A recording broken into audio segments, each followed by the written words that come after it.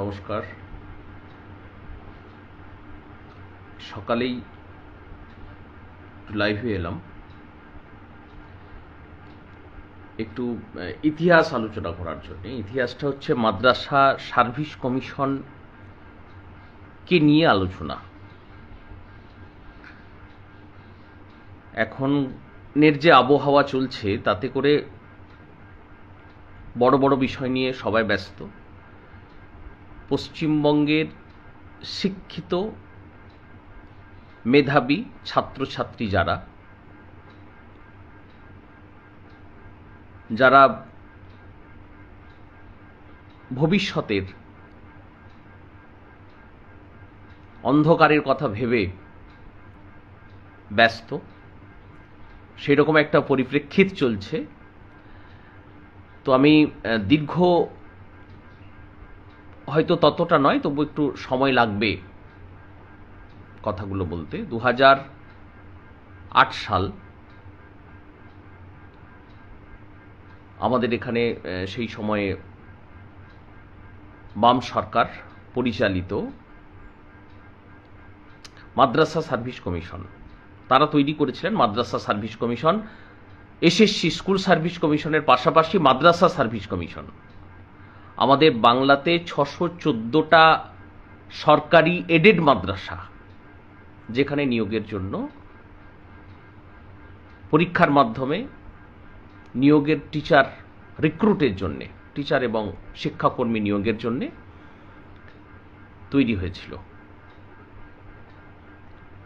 2012 সালের পরে 12 সাল পর্যন্ত ঠিকঠাক চলছিল। তারপরে 2013-তে একটি নোটিফিকেশন বের হয়, 6th SLST 2013। ভালো করে মনে রাখবেন, 6th SLST, এটি 6 নম্বর SLST 2013 সাল। এই 6th SLST পরীক্ষা হয়েছিল 2014-তে। এই সময়ে কমিশন এবং কমিটি এই একটা সমস্যা তৈরি হয়। আর্টিকেল 30-র ধুয়ো তুলে কিছু মানুষ তারা কমিটি নিয়োগ করবে এই মর্মে হাইকোর্টে একটি কেস করেন। তখন অলরেডি ফর্ম ফিল আপ হয়ে গিয়েছিল।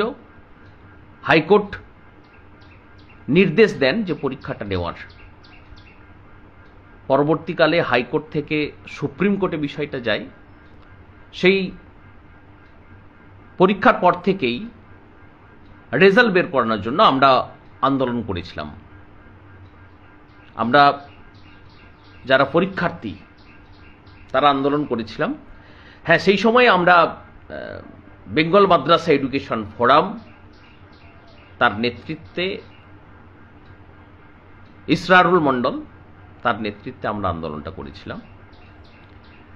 সেই আন্দোলনের ফলেই রেজাল্ট বেরিয়েছিল। কিন্তু 2018 সালে রেজাল্টটা বেরিয়েছিল। তারপরেও আন্দোলনের পরে ইন্টারভিউ হয় এবং অবশেষে কিছু নিয়োগ হয়। সিট কতগুলো ছিল? সিট ছিল 3183। 2014 সালে পরীক্ষা হচ্ছে, সিট ছিল 3183। নিয়োগ হলো 18-র পরে। রিটেন রেজাল্ট বেরোছিল 2016-তে। রুলস বলছে 2016 রিটেন রেজাল্টের 15 দিন আগে পর্যন্ত সিট আপডেট করতে হবে। একটা সিটও আপডেট হলো না। কেন হলো না প্রশ্ন। কমিশন এবং কমিটির সেই সময়ে যে কেস চলছিল, সেই কেসে শুনেছিলাম যারা পরীক্ষার্থী তারাও পার্টি রয়েছে। আমাদেরকে একটা কেস নম্বরও আমাদের তৎকালীন সংগঠনের তরফ থেকে দেওয়া হয়েছিল আর্থিক সহযোগিতার বিনিময়ে, এবং আমাদেরকে এটা বলে আশ্বস্তও করা হয়েছিল, বেঙ্গল মাদ্রাসা এডুকেশন ফোরাম আমাদের আশ্বস্তও করে যে যারা যারা কোর্টের আওতায় রয়েছেন তাদের সুনিশ্চিত চাকরি, কিন্তু সেটা হয়নি। সে গল্প পরে। তারপরে আমরা যারা বঞ্চিত চাকরি প্রার্থী তারা একটি সংগঠন তৈরি করি, মাদ্রাসা সার্ভিস কমিশন পাস প্রার্থী মঞ্চ। আমরা নিজেদের লড়াই বর্তমানে নিজেরা করছি। কিসের জন্য আমাদের এই লড়াই? পার্টিকুলার কতগুলো জিনিস রয়েছে যে রুলস ভায়োলেট হয়েছে, রুলস মানেনি মাদ্রাসা সার্ভিস কমিশন। আমরা একাধিকবার তার জন্য আন্দোলন করেছি, ধর্নায় বসেছি, আধিকারিকদের কাছে গেছি বারবার, তারা স্বীকার করে নিয়েছেন রুলসের ভুলগুলো, তারা স্বীকার করে নিয়েছেন এবং তাদের বক্তব্য ছিল যে যেহেতু কমিশন এবং কমিটির এই লড়াইয়ে দিকেই আমাদের নজর ছিল, তাই কিছু ত্রুটি হয়ে গেছে, তার জন্য আমরা সাফার করব। যার একটা স্বপ্ন নিয়ে পড়াশোনা করেছি, পরীক্ষা দিয়েছি, পাশ করেছি, সাফার করব আমরা কেন? আপনার ত্রুটি হয়ে যাবে সেই জন্য সাফার করব আমরা কেন? কেউ প্রশ্ন তুলতে পারেন, কেউ প্রশ্ন তুলতেই পারেন যে আপনি কোর্টের আওতায় যাননি কেন? হ্যাঁ, আমরা কোর্টের আওতাতে গিয়েছিলাম, সেখানেও কিছু কেস হয়েছিল এবং সেই কেসে আমরা জয়লাভ করি। কিন্তু সেই জয়লাভের পর থেকে আমাদের সাথে কন্টিনিউ আলোচনা চলছে আধিকারিকদের। আধিকারিক বলতে কারা? কোন কোন আধিকারিক আমাদের সাথে আলোচনায় বসেছেন? আজকে কয়েক বছর ধরে টানা আলোচনা চলছে এবং আমরা শুধু আশ্বাস নিয়ে বাড়ি ফিরছি। কোন কোন আধিকারিক রয়েছেন? অতীতে যে সময়ে আমাদের পরীক্ষাটা হয়েছিল সেই সময়ে মাদ্রাসা মন্ত্রী ছিলেন মাননীয় মুখ্যমন্ত্রী মমতা ব্যানার্জি। সেই সময়েই দুর্নীতিটা হয়েছিল, একটা সিটও আপডেট করা হয়নি। রেকমেন্ডেশন করা হয়েছিল 1920, অথচ সেই সময় সুপ্রিম কোর্ট থেকে বলা হয়েছিল যে শিশুদের শিক্ষার স্বার্থে মোর দেন 2600 নিয়োগ করতে হবে। মোর দেন 2600 নিয়োগ করতে হবে শিশুদের শিক্ষার স্বার্থে। সে অর্ডার কপি এখনো আমাদের কাছে রয়েছে। কিন্তু কোথাও কোন রকম প্যানেল প্রকাশ না করে, কোথাও কোন রকম প্যানেল প্রকাশ করা হয়নি। এটা স্বীকারও করেছেন একাধিকবার যারা আধিকারিক, তারা স্বীকার করেছেন যে আমাদের ভুল ত্রুটি হয়ে গেছে এবং তারা স্বীকার করেছেন সিট থেকে গেছে, নন জয়নিং সিট থেকে গেছে, আছে নন জয়নিং সিট। অথচ যারা পাশ করা তাদেরকে নানা রকম ভাবে দাগিয়ে দেওয়ার চেষ্টা হয়েছে। এই সাজ্জাদ সিদ্দিকী সাহেব, যিনি মাদ্রাসা সার্ভিস কমিশনের সেক্রেটারি, সেই সময় থেকেই একাধিকবার মন্ত্রী পরিবর্তন হয়েছে। গোলাম রাব্বানী সাহেব মাঝে মন্ত্রী হয়েছেন, তাদের সাথেও আমরা একবার আলোচনায় বসেছিলাম, তিনিও সমস্যার সমাধানে আশ্বাস দিয়েছিলেন। তারপরে পুনরায় মমতা ব্যানার্জি মাদ্রাসার মন্ত্রী হয়েছেন, মাদ্রাসা শিক্ষামন্ত্রী। আনসারি সাহেব ছিলেন এর আগে চেয়ারম্যান, তারপরে পিপি সেলিম স্যার হয়েছেন। কিন্তু সাজ্জাদ সিদ্দিকী স্যার, মাননীয় সাজ্জাদ সিদ্দিকী তৎকালীন সময় থেকে আজ পর্যন্ত কন্টিনিউ তিনি সেক্রেটারির পদ আগলে রয়েছেন। উনি সেই সময় আমাদেরকে দাগিয়ে দিয়েছিলেন নট সিলেক্টেড বলে। নট সিলেক্টেড, নট এম্প্যানেলড, না, নট সিলেক্টেড। কিন্তু যখন গোলাম রাব্বানী স্যার যখন মন্ত্রী ছিলেন, সেই সময় তার সাথে আমাদের একটি আলোচনা হয়েছিল রাইটার্স বিল্ডিংয়ে আমাদের প্রতিনিধিদের সাথে। সেই আলোচনাতে বা তারপর থেকে উনি ওই নট সিলেক্টেড কথাটিকে উইথড্র করে নেন, তুলে নিয়েছিলেন। না স্যার, এরা পাশ করেছে, নট সিলেক্টেড নয়, তার আগে পাশই করেননি। কিন্তু আমরা একাধিকবার সেই প্রমাণ হাজির করেছি। যে রুলস ছিল, 10-এর আগে যে রুলস ছিল 24 পেলে পাস, 12টা প্রশ্নের উত্তর দিয়ে কেউ যদি 24 পায়, প্রশ্ন হচ্ছে 30টা, মার্কস হচ্ছে 60 নম্বর একটা সাবজেক্টের কথা আমি বলছি। বিএড নন বিএড কোন রকম ছিল না, ছিল ডিজারেবল, নট প্রেফারেবল, ডিজারেবল। তার মানে সেই নিয়ম অনুযায়ী অতীতে আমরা যেমন দেখেছিলাম যে যারা টোটাল মার্কস একাডেমিক স্কোর মিলে বেশি নম্বর পাবে তারা পাবে চাকরি, বাকিরা ওয়েটিং এ থাকবে। অথচ আমরা দেখতে পেলাম কোন রুলস রেগুলেশন কিচ্ছু ফলো করা হলো না, একটা সিট আপডেট করা হয়নি। সংখ্যালঘুদের উন্নয়ন চলছে দিকে দিকে, 99% সংখ্যালঘুদের উন্নয়ন হয়ে গেছে, একটা সিট আপডেট করা হয়নি। 2014 সালে পরীক্ষা, 18 সালে নিয়োগ হচ্ছে কত, মাত্র 1,500 সিট ছিল, 3,183, অর্ধেক। বাকি অর্ধেক সিটগুলো কোথায় গেল?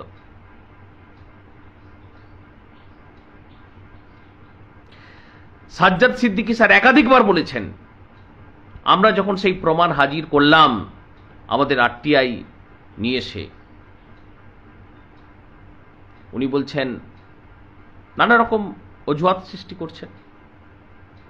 এর আগে যতবার আমাদের সাথে মিটিং হয়েছে প্রত্যেকবারই সাজ্জাদ সিদ্দিকী সেক্রেটারি উনি উপস্থিত ছিলেন, উনিও যে আশ্বাস আধিকারিকরা দিয়েছিলেন সেখানেও উনি উপস্থিত ছিলেন। অথচ উনি বিভিন্ন সময়ে বিভিন্ন রকম কথা বলছেন বা বলেছেন। এটা কেন? আমার কতকগুলো প্রশ্ন যে বিএড এবং নন বিএডরা এর আগে চাকরি পেয়েছিল কি না 2018 সালে? আপনি যারা নন বিএড তাদেরকে চাকরি দিয়েছেন কি না? আপনি দিয়েছেন কেন? কারণ আপনার নিয়মেই সেটা ছিল, রুলসে সেটা ছিল, তাই সেই অনুযায়ী আপনি নিয়োগ তাদেরকে দিয়েছেন। আজকে সেই নিয়মের পরিবর্তন আপনি করতে পারবেন না, সেই নিয়ম অনুযায়ী আপনাকে দিতে হবে বাকিদের নিয়োগ। সিট আপনি আপডেট করেননি, আপনি বারবার আমাদেরকে আশ্বস্ত করেছেন বা আপনারা করেছেন, অথচ আমরা আমাদের সমস্যার সমাধান আজও পাইনি। এটা কেন? কি কারণে? আগের সিট পূরণ না করে 7th SLST পরীক্ষা নিয়ে নিয়েছেন, আবার দুর্নীতি করার জন্য। আমরা দেখেছি যে ওএমআর সিটে জালিয়াতি স্বীকার করেছেন সাজ্জাদ সিদ্দিকী সেক্রেটারি, সেই সময়ে হয়েছে ওএমআর সিটে জালিয়াতি, কালিতে করে, অন্য কালিতে করে দাগ দিয়ে দিয়েছেন, আরো কত না কত কিছু করেছেন। কেন? কি সমস্যা আপনাদের? যারা চাকরি পাবার জন্য লড়াই করছে, পরিশ্রম করেছে, পড়াশোনা করেছে, তারা কাজ পাবে, ছেলে মেয়েদের শিক্ষা দেবে, কি সমস্যা হয় আপনাদের?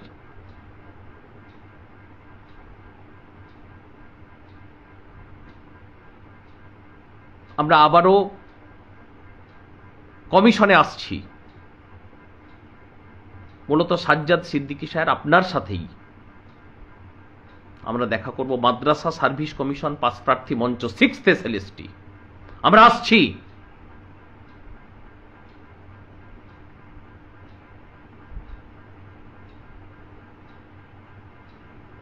এত অন্যায় বরদাস্ত করা যাবে না। দিনের পর দিন আশ্বাস নিয়ে বাড়ি ফিরে আসবো এটা ভাববেন না।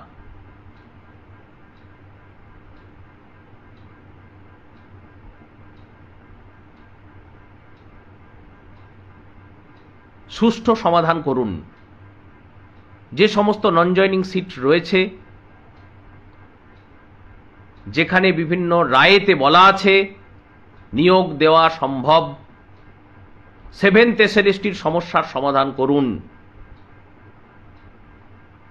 মাদ্রাসাগুলো উঠে গেছে, অনেকগুলোই পড়াশোনার লাটে উঠেছে, সে নিয়ে চিন্তা নেই অনেক সংগঠনে, আমি জানি। আমরা কি করেছি সেই নিয়ে সবাই ব্যস্ত, সে নিয়ে গল্প পরে একদিন হবে। কোন সংগঠন ডুবে গিয়ে আবার হঠাৎ করে ভুইফোড়ের মতো জেগে উঠেছে সুদের পয়সা খাটিয়ে, সে কথা পরে হবে। আপাতত আমাদের প্রত্যেকের সুষ্ঠু সমাধান করুন। শুধু মাদ্রাসা সার্ভিস কমিশন এই দুর্নীতি তো এতে হয়নি, বাকি যেখানে রয়েছে। তাই আমি বলবো প্রত্যেকটি যুবক, আগামী প্রজন্ম প্রত্যেকে জেগে উঠুন। যত ক্ষেত্রে দুর্নীতি হয়েছে, অন্যায় হয়েছে, সমস্ত ক্ষেত্রে দুর্নীতির ফলে বঞ্চিত যারা, তারা নিয়োগ পাক। সে রাজ্য গ্রুপ ডি হোক, সে এসএসসি হোক, প্রাইমারি হোক, সমস্ত ক্ষেত্রে। একটা যুগ আমাদের কাছ থেকে কেড়ে নেওয়া হয়েছে। 2011 সাল থেকে আমি ব্যক্তিগতভাবে 4টে পরীক্ষায় পাশ করেছি। আরো কত ছেলে আছে যারা সমস্ত পরীক্ষাতেই পাশ করেছে, অথচ এই দুর্নীতির কারণে তারা হয়তো তাদের যোগ্য অধিকারটা পেল না, পায়নি। আধিকারিকরা যারা বসে আছেন দুর্নীতি করার জন্য বসে আছেন,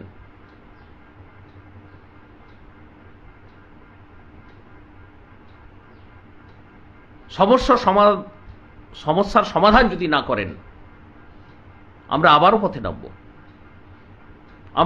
পথে নামব।